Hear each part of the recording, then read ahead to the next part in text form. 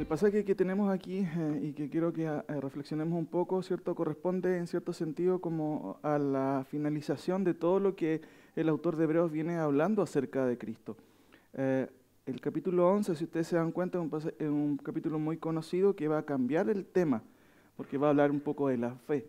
De eso va a hablar y va a dar ejemplos y obviamente la temática pues cambia. Entonces, si hacemos una pequeña recapitulación, ¿cierto? Del capítulo 7 hasta el capítulo 10, versículo 14, lo que tenemos en términos generales son los logros y la perfección de Cristo.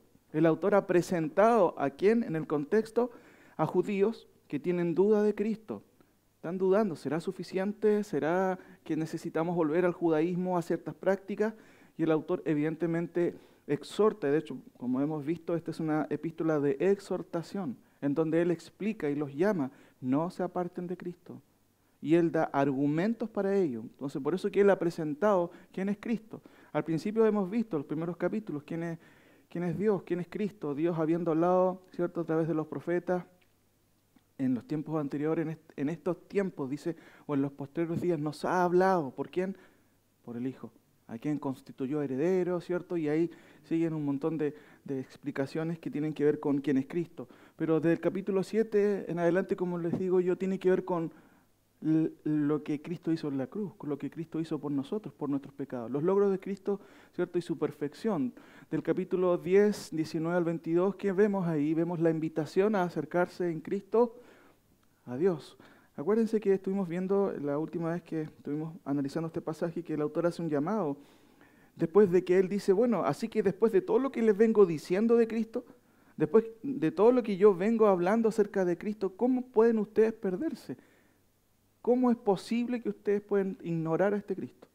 Por eso que él dice en el 19, versículo 19, capítulo 10, así que hermanos, teniendo libertad para entrar en el lugar santísimo por la sangre de Jesucristo, por el camino nuevo y vivo que Él, Cristo, nos dio a través del velo, esto es de su carne, y teniendo un gran sumo sacerdote sobre la casa de Dios, bueno, entonces acerquémonos a Él. Pero básicamente ese acercamiento que se pide incluye ciertos requerimientos. Fíjense, acerquémonos con corazón sincero, plena certidumbre de fe, purificados los corazones de mala conciencia y lavados los cuerpos con agua pura. En vista que Dios hizo un tremendo sacrificio por nosotros, el perfecto sacrificio, es un perfecto sacerdote, ¿qué nos queda a nosotros? Dice el autor. Y por eso que él hace un llamado, acerquémonos, y lo hace en plural, en el sentido, y él se involucra, acerquémonos, sigámonos acercando a Dios. Ahora, después que él expone todo lo que hemos visto, ¿cierto? Ahí, la invitación a acercarse a Cristo, lo que vimos la última vez tiene que ver con lo que Dios espera de los creyentes. Fíjense del versículo 23, después de que él dice acerquémonos, ¿de qué manera? Hay 4 cosas que estuvimos viendo. Él dice, mantengamos firmes sin fluctuar la profesión de nuestra esperanza, porque fiel es el que os prometió. Consideremos los unos a los otros para estimularnos en el amor y las buenas obras. Y tercero, no dejando de congregarnos como algunos tienen por costumbre. Y ahí viene todo lo que es nuestro pasaje que vamos a analizar hoy en día. Entonces, si tenemos una recuperación para no, obviamente, llegar de sopesón a esto, ¿cierto?, y no entenderlo, ese es nuestro contexto. El autor ya ha hablado de los logros y la perfección de Cristo, la invitación a acercarse en Cristo a Dios por los logros que obtuvo Cristo por medio, obviamente, de su sacrificio. Ahora, ¿qué es lo que Dios espera de los oyentes? Ahora, ¿qué es lo que vemos en los versículos 26 al 39? Una porción más o menos larga, pero si se dan cuenta hay un énfasis o el clímax de este pasaje tiene que ver con 2 versículos que quiero que reflexionemos. Vamos a tomar todos los versículos también, sin duda, pero están en el versículo 26, 27 hasta el 29, 28, 29. Ahí está como el clímax de lo que el autor quiere expresar. Como dice ahí, esa es la idea de este sermón, ¿cierto? De esta explicación o de esta clase, si también podemos decirlo. Conductas que Dios sanciona fuertemente. En vista de que el autor ha presentado todas las prerrogativas de Cristo, todas las excelencias de Cristo, notamos, ¿cierto?, aquí en esta segunda parte o en esta última parte de esta sección, que también hay un lugar para la advertencia. ¿Qué pasa si no hacemos caso de la palabra de Dios? Al parecer eso no se habla mucho en el día de hoy. La parte negativa, así se puede decir para algunos. ¿Qué pasa si no obedecemos a la voz de Dios? Y justamente aquí vemos, como les digo yo, conductas que Dios sanciona fuertemente. Notamos en primer lugar, yo creo que me acompañen, a los versículos 26 y 27. En vista, ¿cierto? Y teniendo en cuenta todo lo que el autor ha dicho, dice lo siguiente: no dejándonos de congregarnos como algunos tienen por costumbre, sino exhortándonos los unos a los otros, en tanto más cuando veis que aquel día se acerca. Esa es la última instrucción acerca de lo que debemos hacer. Ahora, ¿qué pasa si nosotros no hacemos lo que Dios nos pide? Acercarnos a Él, mantenernos firmes, considerando los unos a los otros, ¿cierto? Aconsejándonos, congregándonos. ¿Qué pasa si hacemos caso de todo esto y más encima, obviamente, de la fe, de Cristo, de sus logros? Dice, porque si pecaremos voluntariamente después de haber recibido el conocimiento de la verdad, ya no queda más sacrificio por los pecados, sino una horrenda expectación de juicio y de hervor de fuego que ha de devorar a los adversarios. Parece que el autor se está adelantando a lo que pudiera ser, ¿cierto?, una apostasía. Apostasía es como renegar, es volver, ¿cierto?, de algo que se dijo creer. Fíjense que lo que notamos aquí, a lo menos hay tres cosas que el autor menciona en este primer versículo, versículo 26. Porque si pecáramos voluntariamente, ¿cierto?, ese es lo primero. Después de haber recibido el conocimiento de la verdad, tercero, ya no queda más sacrificio por los pecados. Lo que el autor está haciendo, mis queridos hermanos, está de una otra manera describiendo a través de estas cláusulas, versículo 26, una hipótesis que puede, valga la redundancia, que puede que suceda. Puede que haya alguien que incluso sabiendo todo lo que se ha expuesto, aún siga en su caminar, aún siga en su conducta. Entonces el autor tiene que ponderar esto. ¿Y qué pasa? Es como si uno le preguntara al autor, bueno, ¿y qué pasa con personas que han estado siempre bajo las alas, obviamente, de lo que es la iglesia, conociendo que es Cristo y todo, pero aún así permanecen en sus pecados? Y el autor responde a esa pregunta.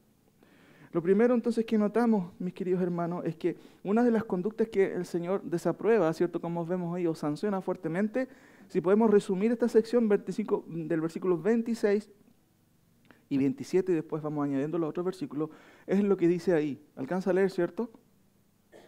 ¿Se alcanza a ver? Una falsa profesión.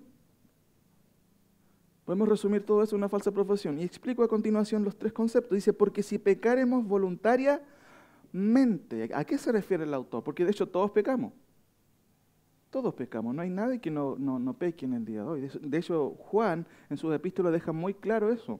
Fíjense, porque si pecaremos voluntariamente, la frase es, en cierto sentido, una hipótesis, está descrita de esa manera, lo cual implica, en el caso de la frase, porque si pecaremos voluntariamente, un acto, hermanos, deliberado.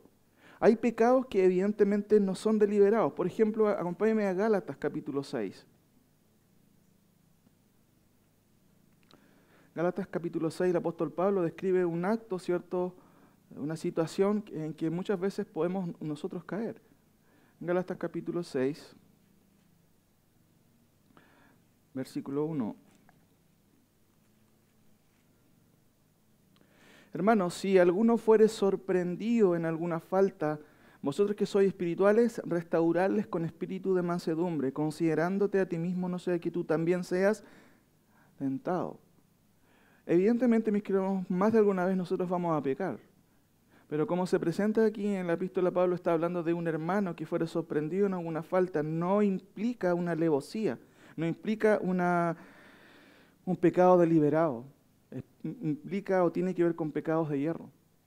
Por errar, como se dice, literalmente el pecado significa errar al blanco, pero no por una intención premeditada. Pecamos muchas veces, ¿cierto? La diferencia en que el autor de Hebreos, si volvemos a Hebreos, mis queridos hermanos, habla de otro tipo de pecado, un pecado que incluye la voluntad, porque dice el texto, porque si pecaremos voluntariamente, sabiendo y queriendo hacerlo. Ahora, ¿cómo entender esto también? La lectura literal, ¿cierto?, debería a lo mejor leerse de la siguiente manera. Porque los que están pecando siempre, ¿Sabemos nosotros que un cristiano verdadero va a pecar? Sí, pero ¿va a estar siempre en eso? No, de hecho el apóstol Juan, él va a decir, notemos algunas cosas en la epístola de primera de Juan. Capítulo 3, versículo 8. Primera de Juan, capítulo 3. Versículo 8. En el versículo anterior, el apóstol Juan les va a decir a sus destinatarios, hijitos, nadie os engañe. El que hace justicia es justo como Él es justo. Él está diciéndolo porque muchas veces nosotros no sabemos o no tenemos parámetros para decir, bueno, ¿quién será realmente creyente? ¿Quién es realmente hijo de Dios? Y Él dice, hijitos, nadie os engañe, nadie os meta el dedo en la boca, si podemos traducirlo a un lenguaje actual. El que hace justicia o el que practica constantemente en justicia, bueno, es porque de una u otra manera ha conocido al Señor. Por eso Él usa un adjetivo aquí, es justo. Pero, fíjense en el 8, el que practica, y esa palabra practicar significa estar en constante, ¿cierto? Práctica del pecado, es como algo habitual. Dice, el que practica el pecado, ¿qué dice su Biblia? Fíjense que no lo dice el pastor, ¿quién lo dice? Lo dice la palabra. El que permanece en una situación, en una conducta pecaminosa, simplemente es del diablo, no hay colores grises aquí. El que practica el pecado es del diablo, porque el diablo peca desde el principio, para esto apareció el Hijo de Dios, para deshacer las obras del diablo. Pero, uno podría llegar al pero, aunque no aparece en el 9, dice, todo aquel que es nacido de Dios, ¿qué pasa con él? No es que no es que no peque, porque fíjense que en el versículo 6, miren lo que dice, todo aquel que permanece en él no peca. ¿Cómo eso? Porque todos pecamos. Bueno, la idea ahí tiene que ver, ¿cierto? Se traduce con gerundio y debería decirse así. Todo aquel que permanece en él no está pecando. Esa es la idea, una práctica habitual. Ahora, note por ejemplo en el otro versículo,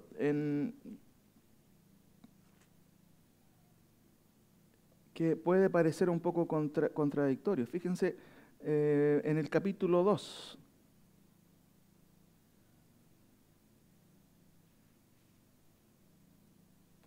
Perdón, 1:8. Si decimos que no tenemos pecado, nos engañamos a nosotros mismos y la verdad no está en él. No está en nosotros. Fíjense lo que dice el texto. Si decimos que no tenemos pecado, nos engañamos a nosotros mismos y la verdad no está en él. Hermanos, la diferencia entre un creyente y un no creyente no es que uno no peca, uno peca igual. La diferencia, como aparece aquí, y notamos también en hebreo, es la conducta habitual. Es permanecer en el pecado y no tener ni un remordimiento por estar en una situación pecaminosa. ¿Hay personas así? Por supuesto. Las personas que no son creyentes hacen eso. Pero un creyente, mis queridos hermanos, va a reaccionar de diferente manera al pecado. Por eso que el autor dice, porque si pecaremos voluntariamente, y más encima, después de haber, ¿qué cosa? Recibido el conocimiento de la verdad, entonces no hay más solución. Dice el autor, ya no queda más sacrificio por los pecados, sino ¿qué cosa? Una horrenda expectación de juicio y del hervor de fuego que ha de devorar a los adversarios. Entonces, lo que notamos aquí, mis queridos hermanos, es que claramente esta idea de porque si pecáramos voluntariamente se refiere a personas que no son creyentes. El problema es que muchas veces nosotros pensamos que tal o cual persona es creyente porque de una u otra manera llegó a la iglesia, hizo un compromiso, pero su vida no cambia. Y el autor de Hebreos está tratando de advertir a los creyentes aquí. Él está diciendo, hermano, miren lo que Cristo ha hecho. Pero ¿qué pasa si llega a suceder esto? Si pecáramos voluntariamente, más encima, después de haber conocido a Dios o conocido su palabra, bueno, no queda otro remedio, solamente un juicio. La segunda parte dice, después de haber recibido el conocimiento de la verdad. Esta frase claramente es clave, porque puede confundirnos a nosotros. Bueno, ¿se trata de creyentes verdaderos? ¿Cómo es posible? ¿Cómo puede ser que un creyente conozca la verdad, haya recibido la verdad y después vuelva a pecar? ¿Puede hacer eso? ¿Y qué pasa conmigo? A lo mejor yo puedo caer en un tiempo más y voy a perderme. ¿A qué se refiere el autor? Sabemos que la salvación no depende de nosotros, es un don de Dios, ¿cierto? Entonces, por lo tanto, no se pierde. Creencias que hay, a veces se creen, valga la redundancia, en otros lados. Pero entonces, ¿a qué se refiere, mis queridos hermanos? Bueno, la frase en términos generales señala no la conformidad a la verdad, porque el texto dice, porque si pecaremos voluntariamente después de haber recibido el conocimiento de la verdad. Y la palabra recibir nos hace luce porque es muy conocido esta palabra en el Nuevo Testamento. Más a todos los que le recibieron, a los que creen en su nombre, ¿cierto? Les dio potestad de ser hechos hijos de Dios. Entonces esta persona, uno podría hacer un análisis aquí paralelo y decir, pero aquí hay personas que recibieron el conocimiento de la verdad. Pero como les digo, la idea no tiene que ver con eso, tiene que ver con la instancia. Ellos estuvieron presentes y fueron testigos y escucharon toda la verdad. Esa es la idea. De hecho, el término recibir ahí simplemente habla de un acto o del acto de recibir en el sentido primario, en el sentido de estar ahí, de escuchar, pero no el acto de abrazar la fe. El Nuevo Testamento usa otros términos para ello. Básicamente entonces se refiere a que llegaron a recibir toda la verdad, escucharon toda la verdad respecto a la superioridad de Cristo, la superioridad de Cristo sobre los ángeles, la superioridad de Cristo sobre Moisés, en el caso de los judíos, ¿cierto? Entonces no lograron en realidad comprender. Después de haber recibido el conocimiento de la verdad. Fíjense por favor en Romanos capítulo 1, notemos ahí, se usa un término que el autor de Hebreos lo usa también aquí, refiriéndose a los hombres. Romanos capítulo 1.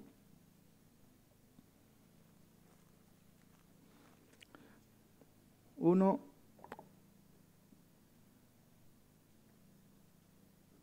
32. Bueno, de hecho, todo el pasaje está hablando de los hombres que obviamente cambiaron la verdad de Dios. Fíjense en versículo 23. Hablando de los hombres, dice en el 21, pues habiendo conocido a Dios, no le glorificaron como a Dios. Fíjense, habiendo conocido a Dios, pero finalmente no le glorificaron, no vivieron para darle gloria a Dios, sino que se envanecieron en sus razonamientos y su necio corazón fue entenebrecido. 23, y cambiaron, ahí está el primer cambio, la gloria del Dios incorruptible en semejanza de imagen de hombre corruptible. Versículo 25. Y cambiaron, ¿qué cosa? La verdad de Dios por la mentira. Y finalmente, el deterioro, ¿cierto?, más fatal, dice el versículo 26. Por esto Dios los entregó. Bueno, hagan lo que quieren. Háganlo. Sigan haciendo sus cosas. Por eso el texto dice, por esto Dios los entregó a pasiones vergonzosas, pues aún sus mujeres, miren, cambiaron el uso natural por el que es contra naturaleza. Todo lo que tiene que ver con los aspectos más ciertos bajos del hombre, los aspectos sexuales. Y en el día de hoy estamos viviendo claramente eso. Y en el contexto final del versículo 32 dice, quienes habiendo, miren, entendido el juicio de Dios, que los que practican tales cosas son dignos de muerte, no solo las hacen, sino que también se complacen con los que las practican. Claramente en el contexto se habla de personas que comprendieron la verdad de Dios. No en el sentido de que abrazaron la fe, mis queridos hermanos, no se refiere a eso. Fíjense en el versículo 20 del mismo Romanos, porque las cosas invisibles de Él, su eterno poder y deidad, se hacen claramente visibles desde la creación del mundo, siendo, miren, entendidas por medio de las cosas hechas, de modo que no tienen excusa. En el contexto de Hebreos, donde estamos nosotros, ¿cierto? Si volvemos ahí a nuestro pasaje, el autor de Hebreos está diciendo algo parecido. No justifica a quien después de haber conocido la verdad, ¿cierto?, peca voluntariamente, puede ser salvo. No, es una persona que lamentablemente solamente le espera un juicio y un juicio horrendo, dice el autor en el versículo 27. Finalmente la última frase del versículo 26, que es uno de los pilares aquí de todos estos versículos, dice, porque si pecaremos voluntariamente después de haber recibido el conocimiento de la verdad, ¿hay remedio? No hay remedio. Dice el texto, ya no queda más sacrificio. O sea, si rechazas la única solución para el pecado, no existe más solución. No hay otra forma de poder tener perdón de parte de Dios. No existe. Porque estás rechazando justamente lo que proveyó Dios para nuestro pecado. Y el autor está dirigiéndose, ya no queda más sacrificio por los pecados. El profesor Bayer dice, esto se hace evidente pues el autor ha declarado repetidamente el carácter único del sacrificio de Cristo. No solo que no se pueden hacer más sacrificios, de hecho no sirven. No hay nada que pueda servir si tú abandonas el sacrificio. Otro autor dice lo siguiente en cuanto a este versículo. La muerte sacrificial de Cristo puede cubrir todo tipo de pecado, pero no puede ayudar a la persona que continúa rechazando justamente el sacrificio vicario de Cristo.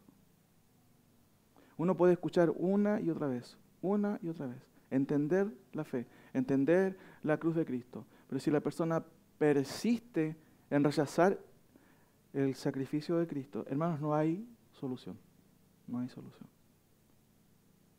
Leo de nuevo. Porque si pecaremos voluntariamente después de haber recibido el conocimiento de la verdad, bueno, ya no queda más sacrificio por el pecado, sino, ¿qué cosa? Una horrenda expectación de juicio y de hervor de fuego que ha de devorar a los adversarios. Hermanos, ¿qué nos debe llevar a pensar esto? Hermanos, debemos tomar en serio a Dios. En la vida tenemos muchas cosas que nosotros podemos tomar a la ligera, pero no podemos tomar a Dios a la ligera. Esto nos debe llevar a pensar a nosotros es que debemos abrir nuestros ojos, ¿cierto? Ver lo que estamos haciendo, ver en quién hemos creído y justamente como dice el autor en los versículos anteriores, acercarnos a Él, acercarnos a Dios. Pero tener cuidado de cómo nos acercamos, manteniendo nuestra fe, no dejando de congregarnos, ¿cierto? En vista de todo lo que el autor viene diciendo. Es imposible que una persona que tenga el conocimiento de parte de Dios ignore lo que Cristo ha hecho por nosotros. No le espera una buena respuesta de parte de Dios. Estamos viendo justamente, como dice ahí, conductas que Dios sanciona. Una de ellas, estamos viéndolo, es la falsa profesión. Porque no puede haber, ¿cierto?, un creyente genuino en donde hay pecado voluntario. No, eso es imposible, mis queridos hermanos. Ahora, ¿qué es lo que lleva a una persona a vivir una vida así?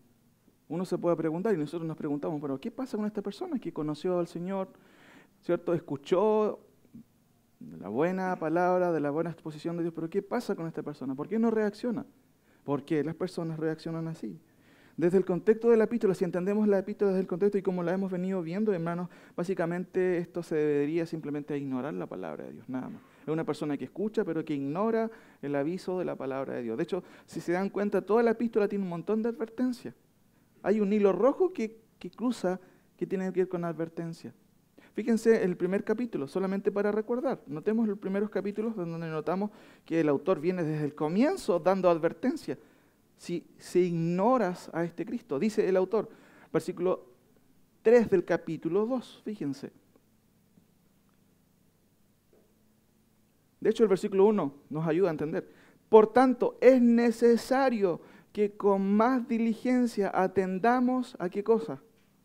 A las cosas que hemos oído, no sea que nos... ¿Se acuerdan que hablamos de qué significaba deslizarse? Tenía una figura que en el contexto, ¿cierto?, primer siglo, se refería a alguien que amarraba un bote en el puerto, pero no lo amarraba bien y después se iba. ¿Y qué pasaba con ese bote si no estaba bien amarrado? La corriente se lo llevaba. Esa es como la idea. Por eso que el autor dice, por tanto, es necesario que con más diligencia atendamos a las cosas que hemos oído. No sea que te deslices, no sea que la corriente te lleve y te aleje del puerto, en este caso de Cristo. Y miren lo que va a decir en el versículo 3, primera advertencia. ¿Cómo escaparemos nosotros si descuidamos una salvación tan grande? Acuérdense que nosotros vimos este tema y tuvimos, no voy a explicar eso, hay una muy mala interpretación de este versículo, se pierde la salvación, no. Estuvimos viéndolo y usted lo puede repasar, ¿cierto? En la página. ¿Cómo escaparemos nosotros si descuidamos una salvación tan grande? Sáltese por favor a el capítulo 3, versículo 7. Por lo cual, capítulo 3, versículo 7. Por lo cual, como dice el Espíritu Santo, si oyeres hoy su voz, no, ¿qué cosa? Endurezcáis vuestros corazones. ¿Se da cuenta? Segunda advertencia. Pasémonos por favor al capítulo 5, versículo 11. Otra advertencia. Acerca de esto, ¿de qué cosa? De todo lo que viene hablando Melquisedec, un gran tema, estuvimos viéndolo también, un tema difícil, pero él dice, acerca de esto tenemos mucho que decir y difícil de explicar. ¿Pero por qué es difícil de explicar? Versículo 11, por cuanto os habéis hecho tardos para oír. Porque debiendo ser maestros después de tanto tiempo, tenéis necesidad de que se os vuelva a enseñar cuáles son los primeros rudimentos de la palabra de Dios. Fíjense, por favor, en capítulo en el que estamos ahora, capítulo 10, 9, perdón, fíjense, capítulo 9, versículo 26. De hecho, el 24 dice, porque no entró Cristo en el santuario hecho de manos, figura del verdadero, sino en el cielo mismo para presentarse ahora, miren, por nosotros, en lugar de nosotros. Ahí está el concepto, ¿cierto?, de la representación de parte de Cristo por nosotros. Ante Dios y no por ofrecerse muchas veces, como entra el sumo sacerdote en el lugar santísimo cada año. De otra manera, a él le hubiera sido necesario padecer muchas veces desde el principio del mundo, pero ahora en la consumación de los siglos se presentó una vez para siempre por el sacrificio de sí mismo para quitar de en medio el pecado. Y miren el 27, y de la manera que está establecido para los hombres que mueran una sola vez y después de esto, el juicio. Así también Cristo fue ofrecido una sola vez para llevar los pecados de muchos y aparecerá por segunda vez sin relación al pecado para salvar solo a los que le esperan. Ahora, si fíjense, llegamos a nuestro capítulo 10. Notamos esta advertencia, porque si pecaremos voluntariamente después de haber recibido el conocimiento de la verdad, bueno, ya no queda más sacrificio por los pecados, sino una horrenda expectación de juicio y de hervor que ha de devorar a los adversarios. Fíjense el versículo 28, ¿qué es? ¿No es una advertencia acaso? Miren, es una introducción a la advertencia y con esto pasamos a la segunda conducta, ¿cierto?, que Dios sanciona fuertemente. La primera es una falsa profesión. Hermano, a nosotros, al liderazgo, no nos va a importar que usted no crezca en el Señor, por supuesto. Pero al fin y al cabo usted no va a responder a nosotros. ¿A quién va a responder? Al Señor. ¿Me entienden? Uno se puede preocupar de los hermanos y es parte de la labor pastoral. Pero usted tiene que darse cuenta de que tiene que responder y vamos a responder todos al Señor. Ahora, notemos por favor lo que dice este versículo 28. El que viola la ley de Moisés por el testimonio de 2 o 3 testigos muere. Eso es lo que decía la ley. El autor de Hebreos como que nos introduce a una segunda, ¿cierto? Al segundo, digamos, aspecto, o segunda conducta que Dios sanciona. El que viola la ley de Moisés, acuérdense, porque de hecho son judíos los destinatarios, ellos saben muy bien qué pasaba con las personas que obviamente violaban la ley. Dice el texto, el que viola la ley de Moisés por el testimonio de 2 o 3 testigos muere irremisiblemente, sin derecho a réplica, sin alegato, sin abogado, sin nada. Muere al instante. Pero mire lo que empieza diciendo el autor en el 29. ¿Cuánto mayor castigo creen ustedes que merecerá el que pisoteare al Hijo de Dios y tuviere por inmunda la sangre del pacto en la cual fue santificado e hiciere afrenta al Espíritu de gracia? Es una pregunta, ¿cuál es la respuesta? Porque empieza con ¿cuánto más? Es un argumento, ¿cierto? Como dicen los gramáticos, de menor a mayor. ¿Cuánto más merecerá, ¿cierto? O cuánto mayor castigo pensáis que merecerá el que pisoteare al Hijo de Dios y tuviere por inmunda la sangre del pacto y, ¿cierto?, hiciere afrenta al Espíritu. Hermano, la respuesta es peor. ¿Me entienden? Es peor. ¿Cuál es la segunda conducta entonces que se sanciona? Y uno puede resumir esto, y fíjense que el clímax de todos estos pasajes, vamos a ver la segunda parte del versículo 30, tiene otra idea ahí, pero tiene que ver justamente con el versículo 26 y el versículo 29. Aquí en el versículo 29 se encuentran al menos 3 aspectos en los cuales una persona puede negar de Cristo, puede rechazar a Cristo. La segunda conducta en general tiene que ver con lo siguiente. Dice ahí la indiferencia, ¿a qué cosa? A la cruz. La primera es la falsa profesión. Uno puede pensar, yo puedo pensar, paso piola en la iglesia, como uno puede decir vulgarmente, pero para Dios no pasa desapercibido. Dios te está observando. Al final va a tener que dar cuenta a Dios. Vamos a tener que dar cuenta a Dios. Una falsa profesión puede pasar, entre comillas, desapercibida en la iglesia, pero para Dios no es así. Pero la segunda sanción de parte de Dios, la segunda conducta que Él sanciona es una indiferencia ¿a qué cosa? A la cruz de Cristo. ¿Cómo es posible que después que el autor haya expresado, haya enseñado a los creyentes judíos en ese contexto que estaban dudando de la suficiencia de Cristo, cómo es posible que después de entender que Cristo es superior, ustedes queden indiferentes a la cruz? Hermano, eso para nosotros en el día es lo mismo. ¿Cómo es posible que tú seas indiferente a lo que Cristo ha hecho? ¿Cómo puede ser posible que nosotros no nos dé mucha importancia a lo que Cristo ha hecho? Y el autor obviamente va a poner aquí justamente 3 ideas que tienen que ver con cómo uno puede caer en ello. ¿Cuánto mayor castigo pensáis que merecerá el que pisoteara el Hijo de Dios y tuviere por inmunda la sangre del pacto en la cual fue santificado e hiciere afrenta al Espíritu de gracia? Hermano, el castigo es muchísimo peor. Entonces, lo segundo que vemos claramente tiene que ver con una indiferencia hacia a la cruz. Lo primero que vemos, ¿cierto?, es pisotear. ¿Qué pasa si una persona hace eso? Dice el texto, ¿cuánto mayor castigo pensáis que merecerá el que pisoteare, ¿cierto? Dice ahí, al Hijo de Dios, y tuviere por inmunda la sangre del pacto, en la cual fue santificado y hiciere afrenta al Espíritu Santo. Hay algo interesante en el texto ahí original, los verbos que se usan ahí, de los actos que hace esta persona, todos se encuentran en un tiempo diferente como lo tenemos ahí. Es como un tiempo perfecto, en el original viene siendo como un participo aoristo activo. Un poco enredado esa forma de decirlo, pero básicamente se traducen así, literalmente, mis queridos hermanos. Les leo.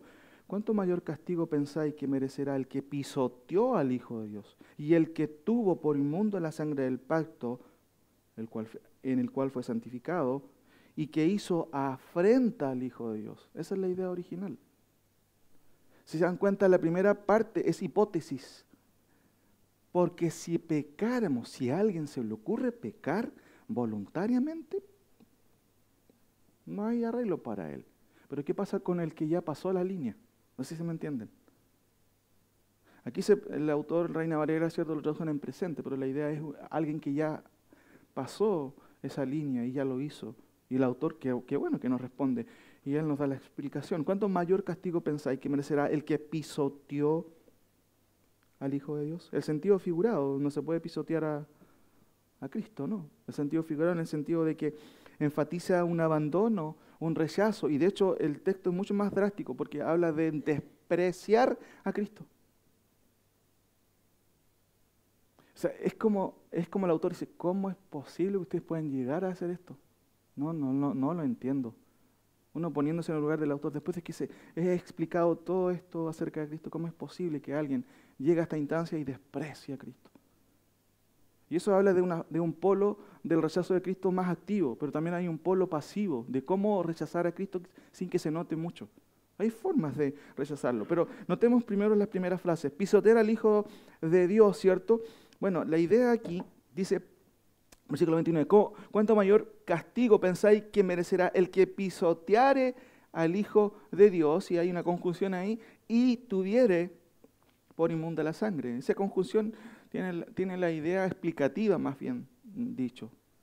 Es como una idea exegética, un poco enredada esa palabra, pero la idea es que explica la primera. O sea, así miren. ¿Cuánto mayor castigo pensáis que merecerá al que pisoteare al Hijo de Dios? ¿Y qué significa pisotear al Hijo de Dios?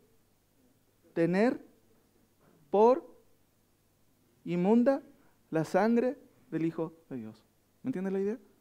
Pisotear es tener por inmunda la sangre de Dios, o por común se podría decir también, ¿cierto?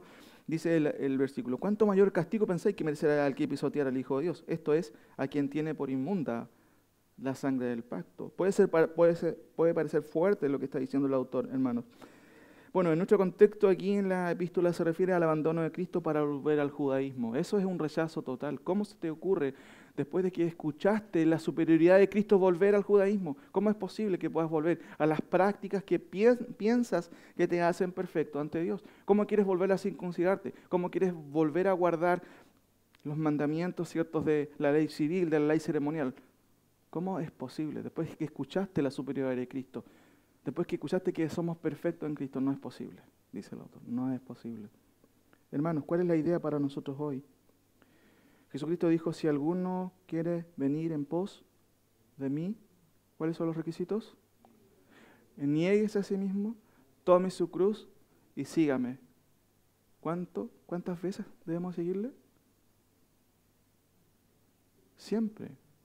Diría yo, todos los días de nuestra vida. Hermanos, cuando dice pisotear al Hijo de Dios, ¿cierto? Pisotear tiene el sentido, como le dije yo, figurativo, de ignorar a Cristo y volver al judaísmo. Pero para nosotros, ¿qué viene siendo eso? Porque literalmente el texto habla de desprecio. Despreciar a Cristo es ignorar a Cristo, es no tomarlo en cuenta en mi vida. O decir, ya está bien, si ya, ¿para qué le pones tanto color? ¿Para qué eres tan evangélico? Si ya está bien, Cristo murió por nosotros, ya, pero está bien. Eso, hermanos, es despreciar a Cristo, es no comprender la gravedad de nuestro pecado. Y no comprender, evidentemente, la salvación que tenemos en Cristo. La frase tener por inmunda la sangre del pacto, ¿cierto? Bueno, como les dije, tiene que ver con alguien que consideró inmunda la sangre de Cristo. La idea de ese término tiene que ver con, bueno, yo no le encuentro tanto sentido, diría esta persona, si es una sangre común y corriente, es como la de otro hombre. Eso sería rechazar a Cristo, sería despreciar la sangre de Cristo, que evidentemente no es la misma que su sangre, que mi sangre. Recordemos que a través de su sangre se logró el perdón de pecado. Cantamos nosotros que me puede dar perdón. ¿Cómo dice después la otra frase? Solo de Jesús la sangre. Mis queridos hermanos, ¿cómo es posible, dice el autor? Lo anterior claramente es un desprecio letal, porque es un desprecio a la sangre que nos trajo el perdón. Notemos algunos versículos. Fíjense en el capítulo 9, versículo 11 y 12.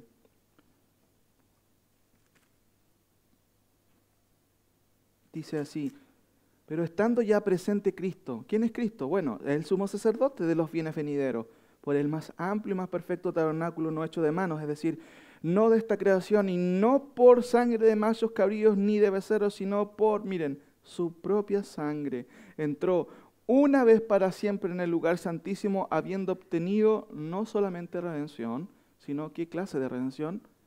Muy bien, eterna redención. ¿Se dan cuenta cuál es la base de los logros de Cristo? ¿El derramamiento de qué? ¿De la sangre de animales? No, el derramamiento de su propia sangre. ¿Cómo es posible, hermanos, que alguien pueda rechazar esto? ¿Cómo es posible? Y el autor obviamente lo está explicando. La sangre de Cristo, de acuerdo al autor, nos trajo perdón, porque sin derramamiento de sangre, miren lo que dice el versículo 22, ahí mismo, y casi todo es purificado según la ley, con sangre, y sin derramamiento de sangre no se hace remisión. El Antiguo Testamento también, el Levítico dice, sin derramamiento de sangre no hay perdón de pecados. Bueno, ¿qué logró Cristo entonces con el derramamiento de su sangre? Hermano, su perdón. ¿Se da cuenta? Logró mi perdón. ¿Cómo yo podría despreciar eso? ¿Cómo podría ignorar eso? Bueno, la única manera sería que no entendiera lo que Cristo hizo, o tomara de manera superficial lo que Él hizo. Finalmente, la otra atenuante, ¿cierto?, del juicio de Dios es hacer afrenta al Espíritu de gracia. Y eso tiene que ver justamente, como dice hermano Hans, con el Espíritu Santo. Si leo nuevamente los versículos para llegar nuevamente al último, con la idea que quiere decir el autor original, dice lo siguiente: ¿cuánto mayor castigo pensáis que merece el que pisoteó al Hijo de Dios y tuvo por inmunda la sangre del pacto en la cual fue santificado e hizo afrenta al Espíritu de gracia? Fíjense qué interesante que en la epístola también podemos ver nosotros que la Trinidad está presente en la salvación. ¿Quién crea la salvación? ¿Quién crea en el Evangelio? El apóstol Pablo en Romanos capítulo 1 habla de que el Evangelio, valga la redundancia, es el Evangelio de Dios. ¿De quién fue esa idea? De Dios. ¿Quién ejecuta la salvación? Su Hijo. Pero ¿quién nos lleva a reconocer la verdad del Evangelio? ¿Se dan cuenta? Este desprecio sería un desprecio a la Trinidad, a las personas de la Trinidad, que todas participaron y participan activamente en la salvación. Claramente podemos notar aquí, ¿cierto?, como dice en nuestro versículo, que el rechazo a la suficiencia de Cristo es un rechazo a la Trinidad en el ejercicio, obviamente, de lo que es la salvación presente. El Espíritu Santo, como vicario de Cristo, recuérdense, Él nos impulsa, como dice Juan, ¿cierto?, Juan 14, capítulo 14 y 15, Él convence de pecado. Resistir al Espíritu Santo, ¿cierto?, era una de las cosas que hacían los impíos en el primer siglo. Y de hecho Jesucristo también va a exhortar a los fariseos que obviamente resistían también al Espíritu Santo. Hermanos, hay una clara respuesta, ¿cierto?, de parte de Dios a esta actitud. El versículo 29, ¿cuánto mayor castigo pensáis que merecerá al que pisoteare al Hijo de Dios y tuviere por inmunda la sangre del pacto, el cual fue santificado y hiciera frente al Espíritu Santo? Se trata, como les dije, de personas que ya hicieron eso. En realidad, la respuesta es peor castigo. Pero también hay una indiferencia pasiva. El autor se refiere a una indiferencia activa, o sea, a un desprecio. Y quizás nosotros en nuestros medios no vamos a ver estos desprecios literalmente, pero puede que haya una indiferencia de nuestra parte más pasiva. ¿Y qué significa ser indiferente? Es no tomar en serio a Cristo, hermano. Es no tomar en serio la verdad de la cruz. Es no tomar en serio el Evangelio. Indiferencia a Cristo es ignorar a Dios y su palabra. ¿Por qué razón? Porque ella nos habla y nos revela que Él hizo provisión por nuestro pecado. Y eso es lo que estamos viendo. Segundo, ignorar, ¿cierto?, a Cristo o ser indiferente a Cristo es ignorar su obra, lo cual nos trae salvación. Sí, ya está bien, ya está bueno, sí, yo entiendo que Cristo murió en la cruz, pero ¿para qué tanto color?, podría decir alguien.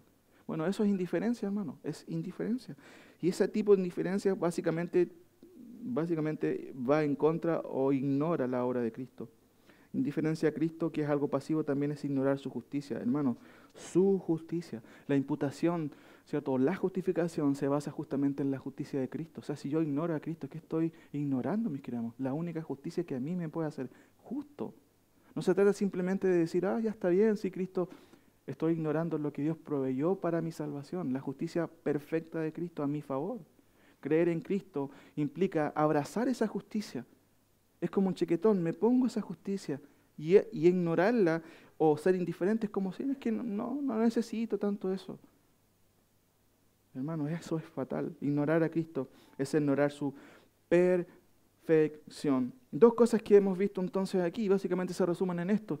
Conductas que Dios sanciona fuertemente. La falsa profesión, ¿cierto? Como vimos en el versículo 26, porque si pecáramos voluntariamente, hermanos, no hay nadie en la iglesia que peque voluntariamente, que sea creyente. En el fondo lo que está demostrando con ello es que simplemente nunca fue creyente. Una persona que permanece en el pecado, que sabe, que comprende, pero le da, como dicen el día de hoy los jóvenes, no está ni ahí. Hermano, el texto y la palabra de Dios nos dice, bueno, esa persona nunca conoció a Dios simplemente. No cayó en una falsa profesión. El texto claramente dice, porque si pecáramos voluntariamente, después de haber recibido el conocimiento de la verdad, después de haber estado sentado escuchando sermones bíblicos, después de haber escuchado lo que Cristo... Y insistes en eso, bueno, no queda más remedio. Has ignorado lo que Dios proveyó para tu pecado. Te espera el juicio y la condena. Segunda conducta, la indiferencia a la cruz. El desprecio, eso es lo que se trata aquí. Pero para nosotros puede ser indiferencia. No le doy tanta importancia a eso. Pregunta, ¿cómo espera Dios que respondamos? Fíjense los versículos del 30 al 39, explican esto. ¿Cómo espera Dios que respondamos? Sabemos las advertencias. Jugar con Dios, hermano, de hecho, no se aconseja. No lo haga, ni se le ocurra hacerlo. No lo haga. Es lo peor que uno puede hacer. Fíjense lo que dice el versículo 31. Horrenda cosa es caer en manos del Dios vivo. Ahora, ¿cómo podemos responder a esto? Lo primero aquí, como dice acá, ¿alcanzan a leer ahí, cierto? Teniendo buena, hay que comprar vitaminas para la memoria, ¿cierto? Por ahí hay algunas que algunos están tomando. No voy a echar al agua a nadie. No. Pero miren, teniendo buena memoria, ¿por qué razón? Notemos, por ejemplo, los versículos del versículo 30. Pues conocemos al que dijo, mía es... El texto dice porque conocemos. O sea, si usted conoce al Señor, conoce su Biblia, sabe que Dios va a poner las cosas en orden y va a poner los puntos sobre las... Lo va a hacer. Va a poner las cosas en orden. Por eso el texto dice, pues conocemos al que dijo, mía es la venganza, yo daré el pago, dice el Señor. Y otra vez el Señor juzgará a su pueblo. Sin duda, hermanos, que claramente nosotros estamos exentos de la condenación del infierno. sin duda. Pero eso no significa que nosotros no vamos a ser juzgados por Cristo en el tribunal, justamente, de Cristo.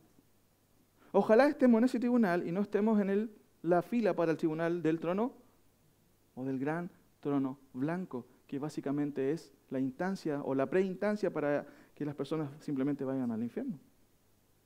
El tribunal de Cristo es diferente, es un tribunal para los creyentes, en donde Dios va a juzgar nuestras obras, cómo actuamos como creyentes. Pero yo no sé si usted o yo, ¿cierto?, estamos seguros de a qué tribunal vamos a estar, o en qué tribunal vamos a ser, obviamente, llamados. Claramente, si hemos creído en Cristo, evidentemente hemos sido salvos, mis queridos hermanos, de esa condenación futura.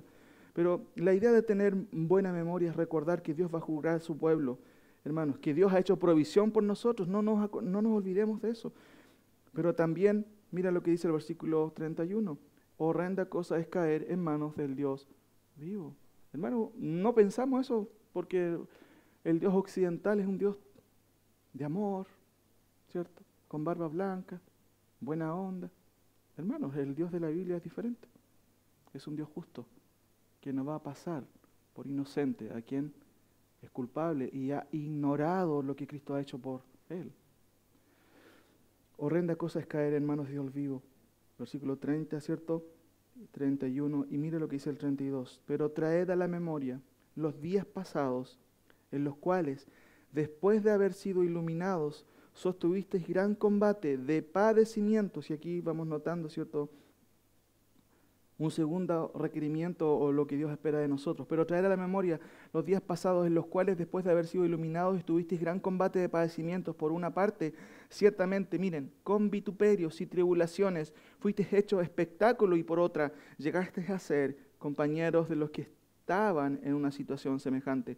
Porque de los presos también os compadecisteis, y el despojo de vuestros bienes sufristeis con gozo, sabiendo que tenéis en vosotros una mejor y perdurable herencia en los cielos. ¿Por qué el autor está diciendo aquí y está animándole?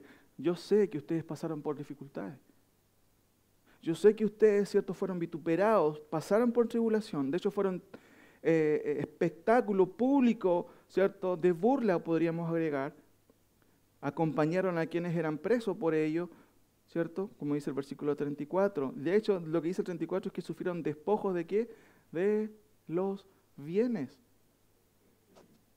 ¿Con qué objetivo? Sabiendo que tenéis en vosotros una mejor y perdurable herencia a Él. Hermano, ¿de qué habla esto? Teniendo buena memoria, no nos olvidemos, Dios va a juzgar a su pueblo. La Biblia lo dice. Y si yo ignoro a Cristo, lamentablemente voy a ser juzgado con esa misma vara. Segunda cosa, ¿cómo espera que Dios que reaccionemos? Teniendo carácter o forjando nuestro carácter. Hermano, como oraba el hermano Germán también, las tribulaciones, los problemas son parte también de la voluntad de Dios en nuestra vida, porque justamente ¿qué es lo que hace? Pule nuestra vida, saca las aristas, las cosas malas que tenemos. Y las pruebas justamente son para eso también. Por eso que claramente notamos ahí, versículo 32, pero traed a la memoria los días pasados, en los cuales, después de haber sido iluminados, o sea, no se trata simplemente de cualquier persona, se trata de creyentes que de verdad conocieron la verdad del Evangelio, abrazaron la fe. Pero dice, sostuvisteis gran combate de padecimiento. Hermano, no ha habido ni un creyente genuino que no haya pasado por dificultades. Usted no se extrañe de que pase por dificultades. No. No hay nadie. De hecho, el autor y consumador de nuestra fe fue el que padeció por nosotros, ¿o no? Sin duda. No se extrañe si usted padece situaciones en este mundo. Fíjense que en la parábola del sembrador, miren, acompáñenme un poquito en el capítulo 13 de Mateo.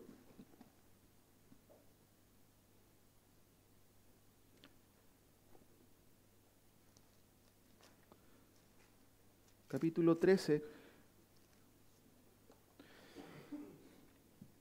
versículo 20, el autor está explicando, bueno, es Jesucristo el que está explicando justamente la misma parábola, como estamos aprendiendo también con la serie de nuestro hermano Germán.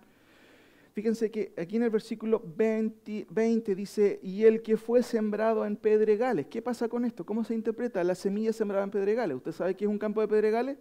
¿Qué tiene? Piedra. Entonces dice, el que fue sembrado en pedregales, bueno, este es el que oye la palabra. ¿Y qué me llama la atención la respuesta de Jesús? Y dice, al momento. ¿La recibe cómo? Hermanos, la recepción alegre, instantánea de la palabra de Dios, ¿es sinónimo de fe real? Hermanos, no es sinónimo de fe real. No, si esa persona al tiro nos aceptó y todo. No, eso no es un sinónimo. Es una buena señal, por un lado, puede ser una buena señal, pero no es clave o no es, digámoslo así, finalmente la que va a derivar en una conversión. No, el texto dice, el que fue sembrado en pedregales, este es el que oye la palabra y al momento la recibe con gozo, pero no tiene en sí, sino que es de corta, su cristianismo dura como dura un candy en la boca. ¿Cierto? ¿Cuánto dura? Nada. Ahora esta duración puede ser mucho más que eso, por supuesto. Pues al venir, miren qué interesante, ¿qué cosa? La aflicción. La aflicción o la persecución, y miren, me llama la atención, porque no es ni la aflicción ni la persecución lo que causa su deserción. Dice el texto, pues al venir la aflicción o la persecución, por causa de la aflicción, por causa de la palabra tropieza. La palabra original ahí, tropezar, es escandalito, de donde se traduce nuestra palabra escándalo, se escandaliza. Pero ¿cómo si a mí no me dijeron esto? Dura esta palabra, ¿quién la puede oír? No, yo me voy para otro lado. No sé si me entienden. Al venir la aflicción, ¿cierto? O la persecución se aparta. ¿Pero por qué? Porque la palabra exige que él se mantenga. No, que a mí no me vendieron ese cristianismo, diría esta persona. A mí me vendieron un evangelio de prosperidad, podríamos decir. Volvamos a Hebreos, nuestra cita, hermanos. Fíjense que, ¿qué espera de Dios? ¿Cómo espera Dios que reaccionemos, cierto? O que respondamos. Bueno, teniendo buena memoria, no nos olvidemos, Dios va a juzgar a su pueblo. Él no va a dar por inocente al culpable. Y más encima, teniendo, ¿cierto? Y recordando una de las advertencias, yo diría quizás una de las advertencias más fuertes de la epístola a los hebreos, ¿cierto? Cuando dice claramente el versículo, ¿cómo, cierto? Ahí, en nuestro capítulo, versículo 29, ¿cuánto mayor castigo pensáis que merecerá el que pisoteara al Hijo de Dios si tuviere por inmunda la sangre del pacto, el nuevo pacto, en la cual fue santificado y hiciere afrenta al Espíritu de gracia? Esa es una advertencia tremenda que, de hecho, el autor lo presenta como pregunta, cierto, retórica, por un lado. ¿Cómo Dios espera que reaccionemos? Ya dije, teniendo buena memoria, teniendo carácter. Hermano, nuestro carácter se forja no en nuestra casa, encerrados ahí, escondidos, que no me tente el pecado. No. Tu carácter se forja cuando tu novia te dice, tengamos relaciones sexuales, y tú dices, no voy a tener relaciones sexuales. Tu carácter se forja cuando haces un negocio y te sugieren evadir impuestos. Tú dices, no lo voy a hacer. Ahí tu carácter se forja. No cuando estamos todos aquí bien, comiendo asado, compartiendo en coinonía, no. Es cuando tienes que enfrentar a este mundo, en donde tus convicciones se van a ver enfrentadas. Ahí se nota y se pule nuestro carácter. Por eso que claramente notamos pero traed de la memoria los días pasados, en los cuales después de haber sido iluminados, después de que ustedes conocieron al Señor, bueno, empezaron un montón de problemas. Finalmente, ¿qué espera Dios o cómo espera Dios que respondamos? La última cosa, teniendo convicciones, ¿qué dice ahí? Arraigadas. Miren lo que dice el versículo 35. No perdáis pues, ¿qué cosa? Vuestra confianza, ¿cierto? ¿En qué cosa? Dice, vuestra confianza que tiene grande galardón, porque os es necesaria, miren qué interesante, la paciencia, para que habiendo hecho la voluntad de Dios, obtengáis la promesa. Fíjense qué interesante, nos da otro ingrediente que surge de los problemas, la paciencia. ¿Cómo tú tienes paciencia si nunca has sido probado en la paciencia? ¿Cómo tú puedes tener fe si nunca has pasado por dificultades en donde tengas que clamar al Señor? ¿Cómo vas a aprenderlo? No hay manera. Los creyentes van a pasar por dificultades y es lo que vamos a ver después en el capítulo 11 de Hebreos. ¿Cómo es la conducta de los creyentes cuántas persecuciones, cuántos sufrimientos pasaron. No perdáis pues vuestra confianza, que tiene grande galardón, porque os es necesaria la paciencia para que, habiendo hecho la voluntad de Dios, obtengáis la promesa, porque aún un poquito, y el que ha de venir, ¿qué dice? Vendrá, ¿cierto?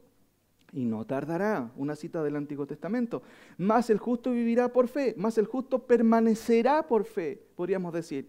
Y si retrocediere, bueno, no agradará a mi alma, dice el profeta, refiriéndose a Dios. Y termina el texto diciendo, pero nosotros, hermano, usted puede agregarse a este nosotros, usted puede pararse y decir, pero nosotros no somos de los que retroceden para perdición, sino de los que tienen fe para preservación del alma. ¿Usted podría leer este versículo? Pero nosotros somos de los que, pero nosotros no somos de los que retroceden para perdición, sino de los que tienen fe para preservación del alma.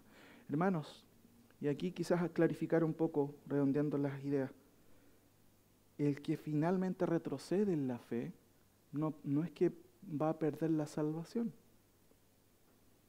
Esa persona nunca tuvo la salvación. ¿Me entiende? Porque la salvación no es algo que tú puedas perder. Una persona que retrocede va a revelar con ello que nunca abrazó la fe bíblica. El primer concepto que vimos, conductas que Dios sanciona fuertemente, el primero era la falsa profesión. No se confunda, mi querido hermano. De hecho, Juan, acuérdense lo que decía, hijitos, nadie os engañe. El que hace justicia, bueno, es justo. El que practica, el que vive la piedad, el que vive a la luz de la voluntad de Dios, bueno, es porque de una u otra manera esta persona nació de nuevo. El que practica el pecado sigue siendo esclavo del pecado. Por eso que Juan dice, el que practica el pecado es del diablo, y punto. Hermano, quien retrocede en la fe muestra con ello que nunca conoció a Dios. No se confunda. El versículo dice, pero nosotros no somos de los que retroceden. Y justamente, ¿qué les pasa a los que retroceden? De acuerdo al texto ahí, justamente van a perdición. Sino de los que tienen fe. Y aquí una buena pregunta, ¿usted tiene fe? Bueno, esa fe, si es de verdad, como dice el autor también, mantengamos firme sin fluctuar la profesión de nuestra fe. Sin fluctuar significa un día sí, un día no. 5 meses afuera, un mes adentro. Hermano, eso no es una fe genuina. No. Pero nosotros no somos de los que retroceden para perdición, sino de los que tienen fe para preservación del alma. Y esto nos lleva a pensar de que la fe genuina, claramente, la fe genuina, esa es la fe que Dios, ¿cierto?, preserva. O es el alma que preserva. Hermanos, no nos confundamos. Si usted verdaderamente es un creyente, no va a perder la salvación. No, la salvación no se pierde. Si hay personas que de una u otra manera piensan que retrocediendo pierden algo, ellos nunca han perdido nada porque nunca recibieron algo, que es la salvación. Recuerde lo que dice el apóstol Juan.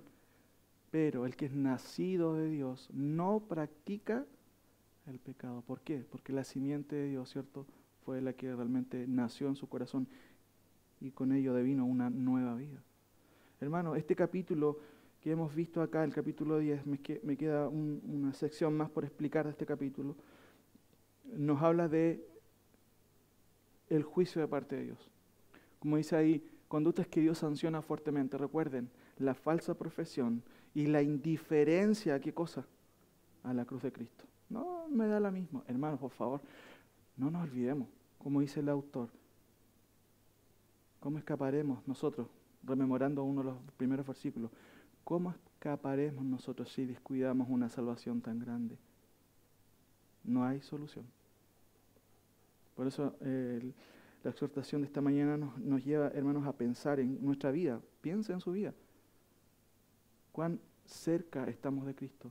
Somos como estos judíos que estaban aquí ignorando, y de hecho, como lo presenta el autor, habían personas que ya habían pisoteado el nombre de Cristo.